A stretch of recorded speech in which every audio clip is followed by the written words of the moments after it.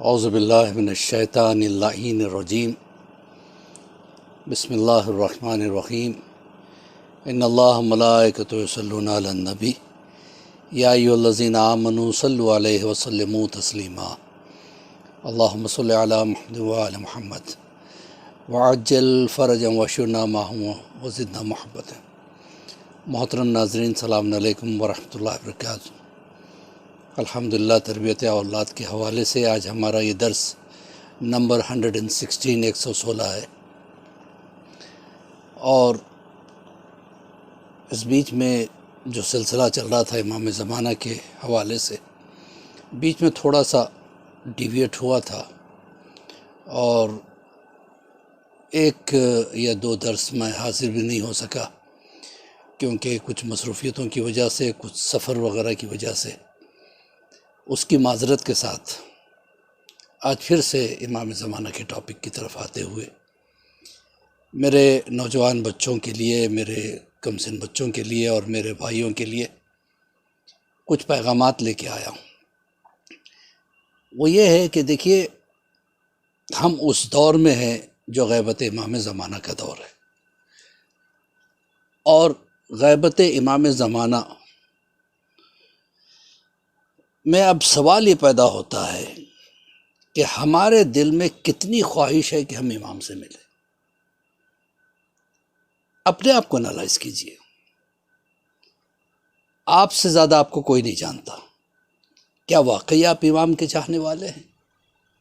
کیا واقعی، دیکھیے، جب محبت ہوتی ہے تو اپنے محبوب کی دیدار کا شوق انسان کے اندر ہوتا ہے، اسے کہتے ہیں محبت۔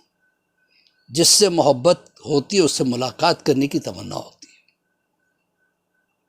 اس سے ملاقات کرنے کی ایک بے چینی رہتی ہے کہ کسی طریقے سے، کسی بہانے سے ملاقات ہو جائے۔ کیا وہ چیز ہم میں ہے؟ یہ آپ اپنے آپ سے سوال کیجیے، اور میں اپنے آپ سے سوال کرتا ہوں۔ اگر ہے تو اس کے لیے ہم کچھ کوشش کر رہے ہیں کہ ہماری ملاقات امام سے ہو جائے۔ ہماری حالت یہ ہے، دیکھیں، سوال یہ ہے کیا امام سے ملاقات ہو سکتی ہے؟ بے شک ہو سکتی ہے، اور بہت سے علماء نے ملاقاتیں کی ہے، اور یہ کتابوں سے ثابت بھی ہے۔ میں ان کے نام بھی لوں گا ایک آدھ جو کتابوں سے ثابت بھی ہے۔ اب آیت اللہ بہجت کو لے لیجئے، وہ فرماتے ہیں کہ دو چیزیں امام سے ملاقات کرنے میں مانع آ جاتی ہیں، یعنی دو چیزیں اگر ہم میں ہے تو ہم کبھی امام سے ملاقات نہیں کر سکتے۔ پہلی چیز یہ ہے کہ ترک واجبات، واجب چیزوں کا ہم سے چھوٹ جانا، چاہے وہ نماز کی شکل میں ہو، روزے کی شکل میں ہو، خمس کی شکل میں ہو۔ اکثر و بیشتر لوگ نماز روزے کی حد تک تو صحیح رہتے ہیں، لیکن خمس ادا کرنے کے لیے پیچھے ہٹ جاتے ہیں۔ خمس بہت بڑا امتحان ہے، خیر یہ آج کا میرا ٹاپک بھی نہیں۔ دوسری بات، ترک محرمات۔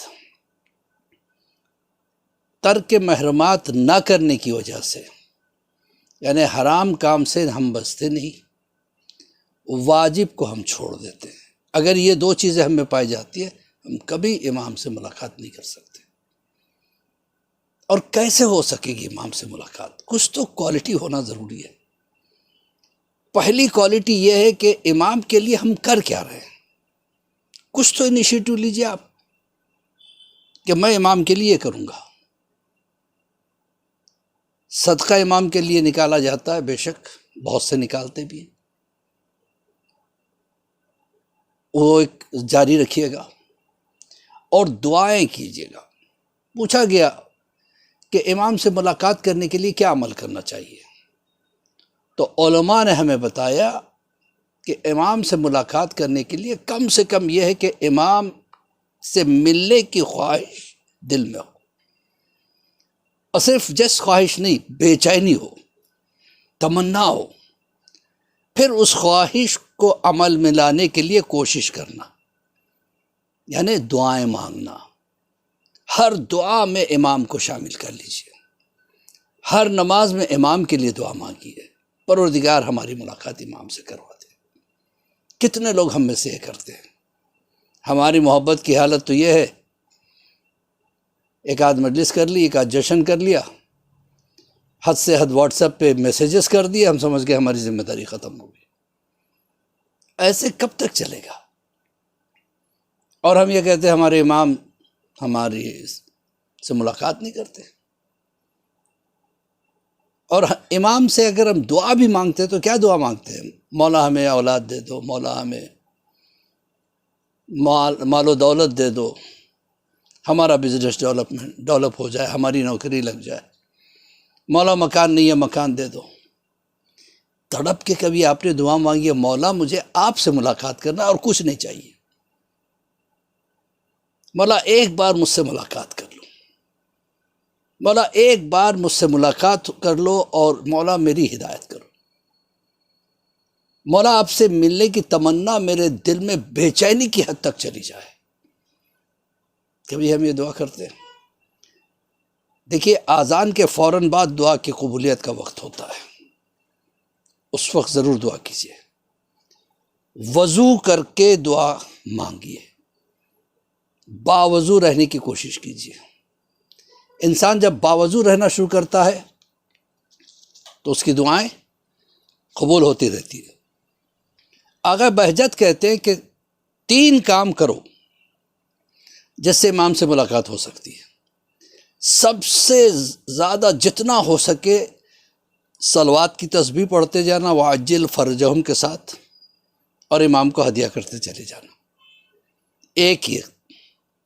دوسرے کہ قنوت میں اللہم کل ولی کا، یہ جو دعا ہے امام زمانہ کے لیے، یہ زیادہ زیادہ قنوت میں پڑھو۔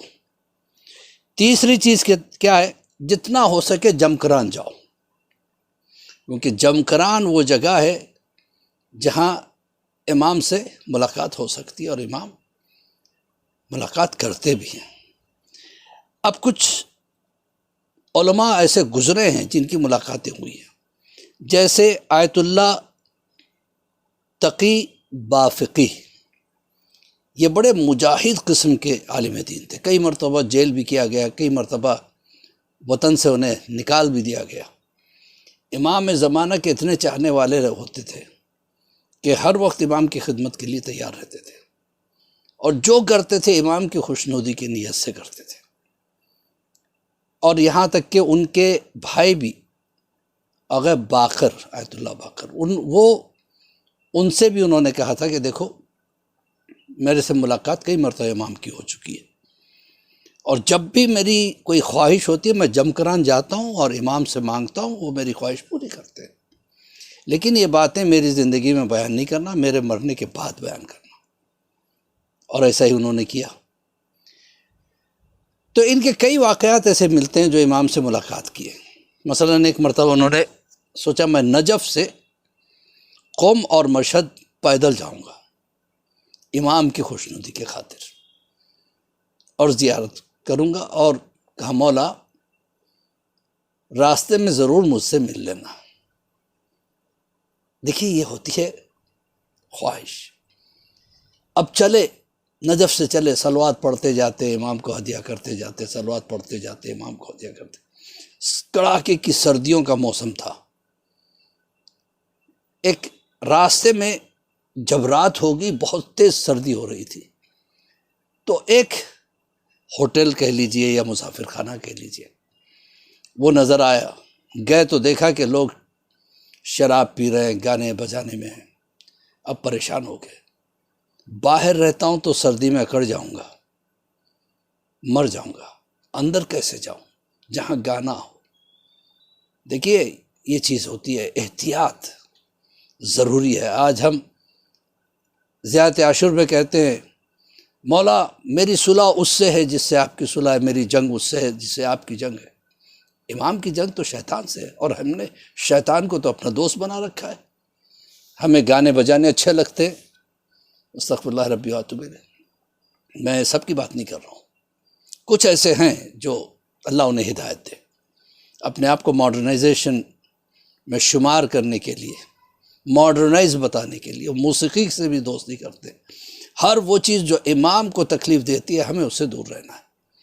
اب یہ جب گانے بجانے ہو رہے تھے، انہوں نے کہا کہ میں اندر کیسے جاؤں، میں تو امام کا چاہنے والا ہوں، ایسی جگہ قدم بھی نہیں رہ سکتا۔